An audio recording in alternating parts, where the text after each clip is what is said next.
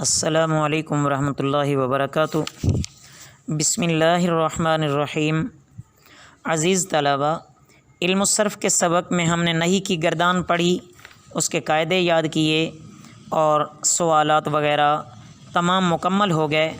اس میں ایک فائدہ بھی بیان کیا گیا تھا، ترجمہ کرنے کی دوبارہ مشق کروائی گئی ہے، تو امید ہے کہ آپ نے وہ سارا یاد کر لیا ہوگا۔ آج کے سبق میں فصل نمبر 7 شروع کر رہے ہیں۔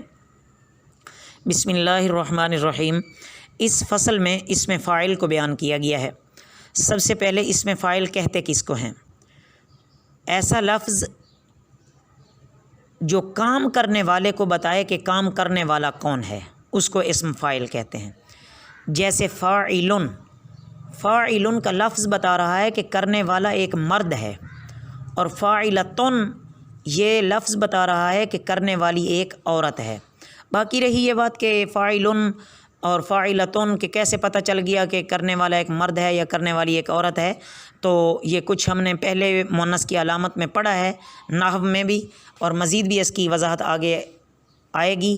تو یہاں یاد کر لینا چاہیے کہ لفظ کے آخر میں جو تا آتا ہے عموماً وہ لفظ مؤنث ہوا کرتا ہے، وہ مذکر کے لیے نہیں بولا جاتا۔ تو ایک تو آسان سی یہ بات ہے، باقی آگے کہ مذکر کے لیے کتنے صیغے ہیں، مؤنث کے لیے کتنے صیغے ہیں، یہ بات آگے آ جاتی ہے۔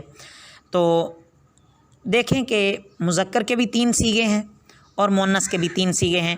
تو اس میں فاعل کے عزیز طلباء کل صیغے کتنے ہوتے ہیں؟ 6۔ ان میں سے 3 مذکر کے لیے استعمال ہوتے ہیں، 3 مؤنث کے لیے استعمال ہوتے ہیں۔ واحد، تثنیہ، جمع، یہ 3 مذکر کے لیے بھی، اور واحد، تثنیہ، جمع یہ مؤنث کے لیے بھی۔ تو 3 مذکر کے 3 مؤنث کے، مذکر کے لیے بھی واحد، تثنیہ، جمع، اور مؤنث کے لیے بھی واحد، تثنیہ، جمع۔ تو اس طرح یہ کل 6 صیغے بن جائیں گے۔ دیکھیں یہاں فاعلن، فاعلانی، فاعلون۔ فاعلن کرنے والا ایک مرد، یہ صیغہ واحد مذکر کا ہو گیا۔ اس میں کوئی غائب، حاضر، متکلم ایسا کچھ بھی نہیں ہوتا، جیسا کہ آپ کتاب پہ دیکھ بھی رہے ہوں گے کہ آپ کے پاس جو کتاب ہے اس پر یہ لکھا ہوا ہے کہ اس میں اس بات کی کوئی تخصیص نہیں ہے کہ یہ غائب کا ہے یا مخاطب کا ہے یا متکلم کا ہے وغیرہ۔ فاعلن کا معنی ہے کرنے والا ایک مرد، صیغہ واحد مذکر۔ فاعلانی کرنے والے 2 مرد، صیغہ تثنیہ مذکر۔ فاعلون کرنے والے سب مرد، صیغہ جمع مذکر۔ فاعلتن کرنے والی ایک عورت، صیغہ واحد مؤنث۔ فاعلتانی کرنے والی 2 عورتیں، صیغہ تثنیہ مؤنث۔ فاعلاتن کرنے والی سب عورتیں، صیغہ جمع مؤنث۔ تو آگے اس کا قاعدہ ہے۔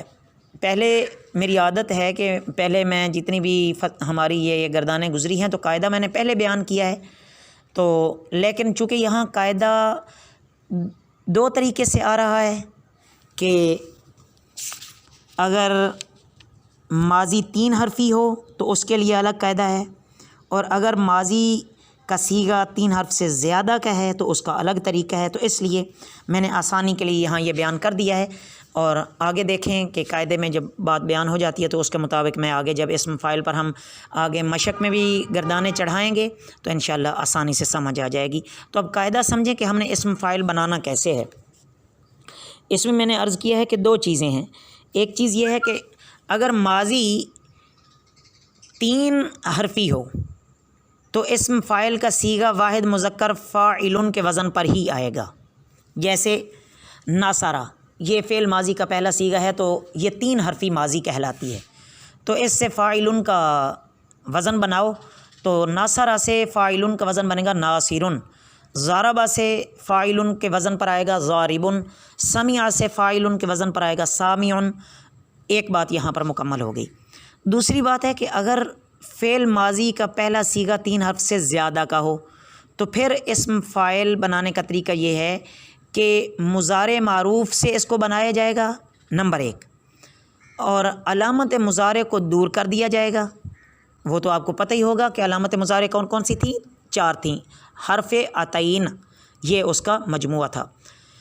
علامت مضارع کو دور کر کے اس کی جگہ میم مضموم لگاؤ، یعنی میم کے اوپر پیش آئے، اور آخر سے پہلے حرف کو ہم نے زیر دے دینا ہے اگر پہلے سے زیر نہ ہو، اگر پہلے سے زیر ہو تو پھر ٹھیک ہے، ہمیں دوبارہ زیر دینے کی ضرورت نہیں ہے۔ دو باتیں ہو گئیں۔ تیسری بات کہ آخری حرف پر تنوین لگا دینی ہے، جیسے یکرمو۔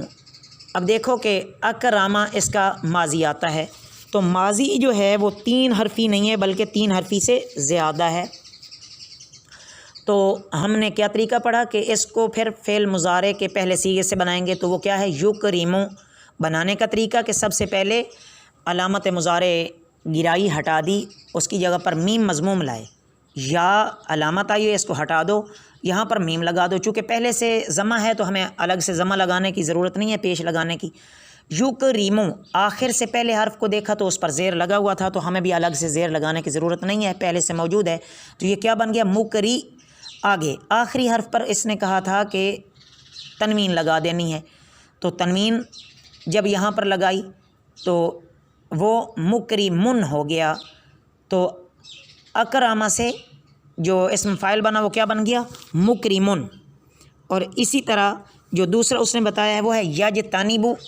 یجتنبو سے اسی ترتیب سے جیسے ہم نے اوپر عرض کیا ہے، یجتنبو سے اسم فاعل کیا بنے گا، مجتنبن، اور یتقبل سے کیا بنے گا، اسم فاعل متقبل۔